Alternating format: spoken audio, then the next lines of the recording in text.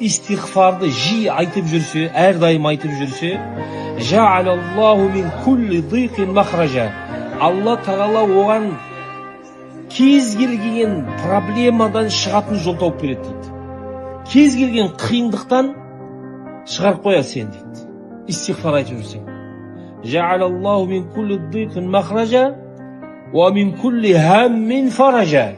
Қайғы, мұң, бір уайымыңыз болса, содан құтқарады сізді, сейілтеді, соны жояды.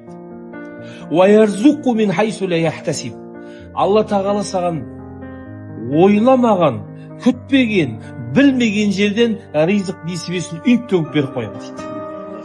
Оның не себепті? Истигфар. Сондықтан тауафта болсын, саида болсын, қай жерде жүрсеңіз, өте оңай нәрсене астағфирулла, астағфирулла.